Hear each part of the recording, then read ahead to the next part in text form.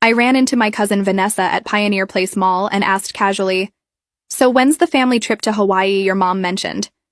She looked at me confused before her face went pale. "Jessica, we leave next week. Mom said you declined the invitation because of work." I smiled and kept my voice steady. "That's interesting, considering I never received an invitation." Vanessa's hands trembled as she clutched her shopping bags filled with designer swimwear. I'm sure it was just a misunderstanding. You know how busy Mom gets with planning."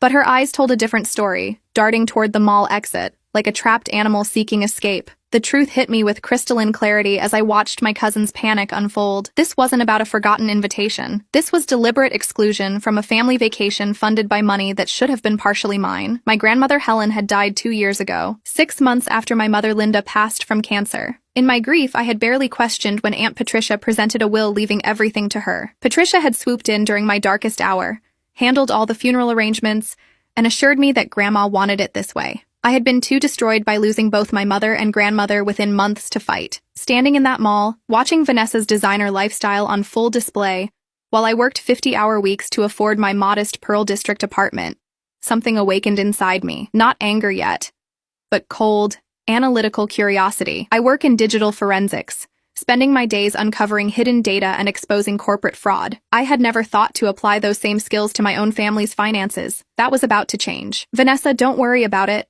I said, my tone light and forgiving. "We should grab coffee sometime and catch up properly. It's been too long since we really talked." Her relief was palpable. "Yes, definitely. I'll text you next month when we're back. I need to run now, though. Meeting Mom for lunch." She hugged me quickly and hurried away, her Gucci heels clicking against the marble floor. I watched her go, already formulating my next moves. My grandmother had raised me alongside Vanessa before my mother got sick. Helen Morrison had been a meticulous woman, a retired accountant who digitized everything and kept backups of backups. If there was proof of what really happened to her estate, it would be somewhere in her records. That evening, I sat in my apartment staring at the one item I had taken from Grandma's house after her death. Everyone had scrambled for jewelry and furniture, but I had claimed her old laptop, a scratched Dell from 2019 that Patricia dismissed as worthless. "Take it if you want," she had said dismissively. "Just old photos and recipes probably, nothing of value." I had kept it out of sentimentality, never bothering to power it on. Now I plugged it in, my hands steady despite my racing heart. The laptop wheezed to life, and I bypassed the simple password using techniques I employed daily at work. Within minutes, I was inside. The desktop was organized exactly as I remembered Grandma being, folders labeled by year and category. I started with 2022, the year she died. My breath caught when I found a folder labeled Estate Planning Final. Inside were multiple PDF scans of documents. I opened the first one and froze.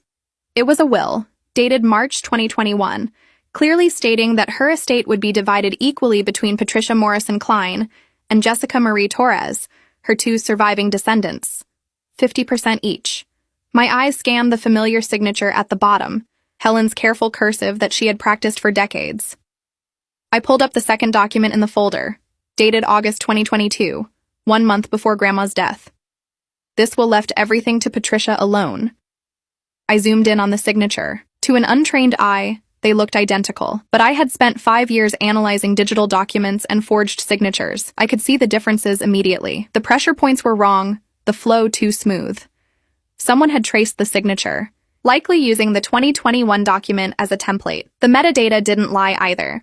The August 2022 document had been created on a computer registered to Richard Klein, my uncle by marriage. It had never been signed by my grandmother because my grandmother had been hospitalized with pneumonia the entire month of August 2022. I had been there watching her decline. She had barely been conscious, let alone capable of signing legal documents. My hands trembled now.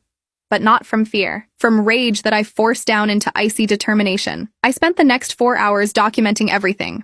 I found email correspondence between Patricia and a lawyer named Daniel Moss, discussing updating mother's wishes to reflect current circumstances. I found practice attempts at forging the signature in image files that should have been deleted but remained in the laptop's backup cache. I found bank statements showing Patricia had already started spending the inheritance within days of the funeral, while I had still been numb with grief. By midnight, I had compiled a comprehensive evidence file. Every document was cataloged, every piece of metadata extracted and verified. I encrypted the files and stored them in 3 separate cloud locations, then created a physical backup on an external drive that I locked in my safe. Only then did I allow myself to feel the full weight of the betrayal. My aunt, my mother's own sister, had stolen from me while I grieved. She had looked me in the eyes at the funeral, hugged me, and told me everything would be okay, while actively forging documents to disinherit me. I didn't sleep that night. Instead, I researched estate lawyers in Portland, looking for someone with experience in contested wills and fraud cases. By morning, I had a short list of 3 attorneys. I called the first one at exactly 9 a.m. when their offices opened. "Brennan and Associates, how may I help you?" The receptionist's voice was professional and warm. "I need to speak with Thomas Brennan about a case of estate fraud and document forgery. I have extensive digital evidence." There was a pause. "Mr. Brennan handles those cases personally. Can you come in today at 2 p.m.? I smiled for the first time since the mall encounter. "I'll be there." Thomas Brennan's office occupied the 15th floor of a downtown high-rise with panoramic views of the Willamette River. He was younger than I expected, maybe 45, with sharp eyes that assessed me carefully as I entered. "Ms. Torres, please sit. You mentioned digital evidence of estate fraud?" I placed my laptop on his mahogany desk and opened the compiled files. My grandmother, Helen Morrison, died in September 2022.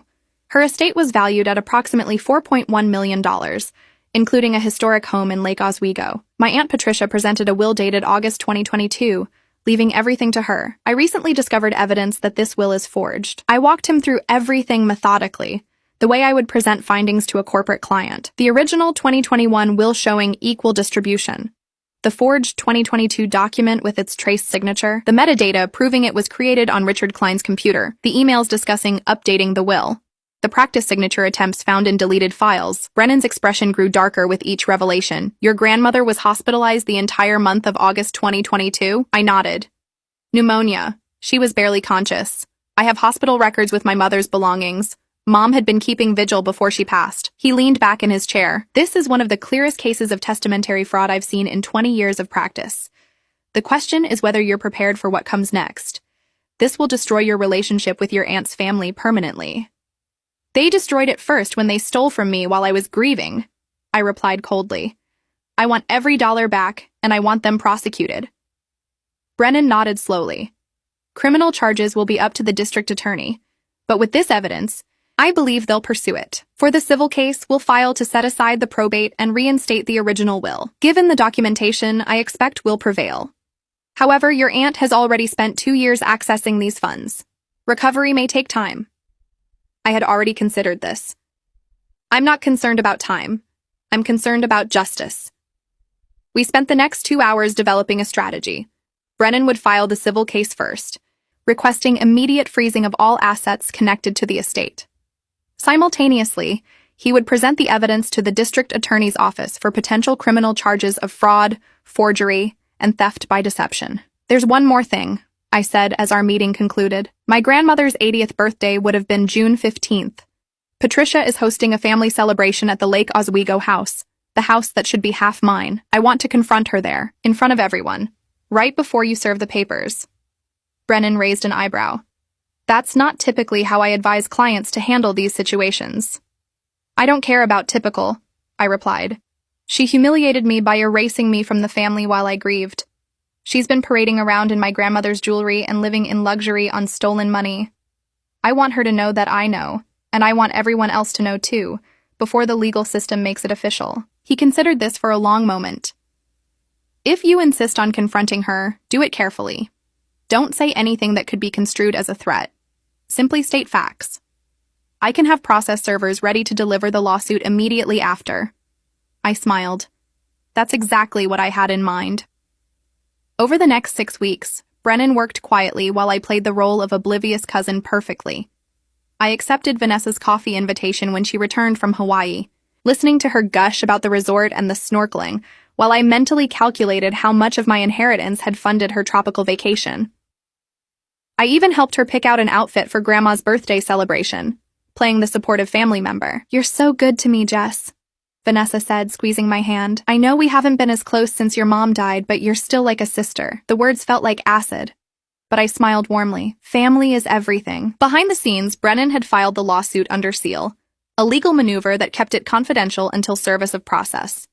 He had also presented our evidence package to Assistant District Attorney Raymond Walsh, who had specialized in white-collar crime.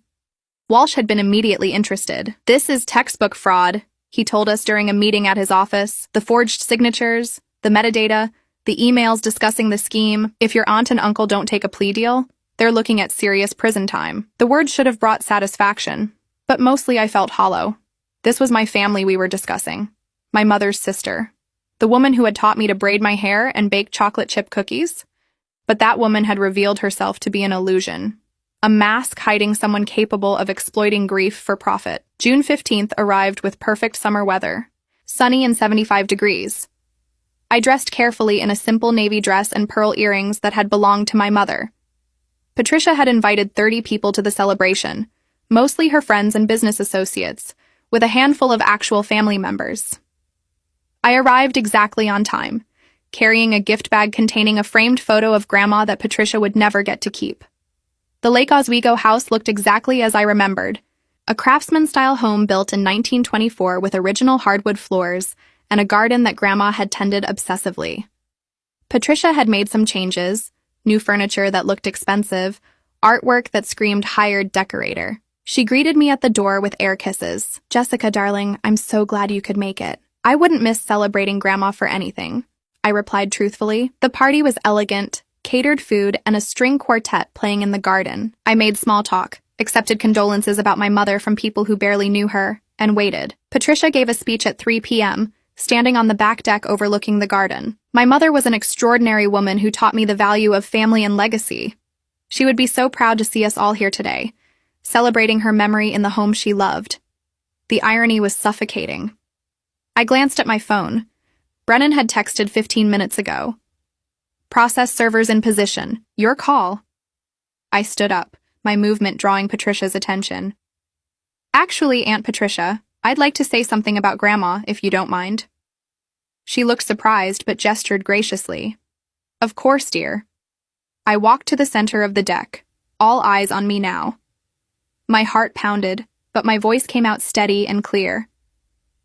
"Grandma Helen taught me many things. She taught me to be meticulous with documentation. She taught me that integrity matters more than money. And she taught me to always keep backups of important files." I saw the moment comprehension flickered across Patricia's face, the color draining from her cheeks. 2 months ago, I finally looked at Grandma's old laptop, the one I took from her house after she died, the one everyone thought was worthless. The deck had gone completely silent. I found something interesting, a will dated March 2021, leaving her estate equally to both her surviving descendants, Patricia and Jessica, 50-50. Patricia's mouth opened, but no sound came out. Richard moved toward her, his face darkening. "I also found another will," I continued, "dated August 2022, leaving everything to Patricia alone. That's the will you submitted to probate. The problem is, Grandma was hospitalized and barely conscious the entire month of August 2022. She couldn't have signed anything. You don't know what you're talking about." Patricia finally found her voice, shrill and desperate. Mother changed her mind. She wanted me to have everything because I took care of her. Really?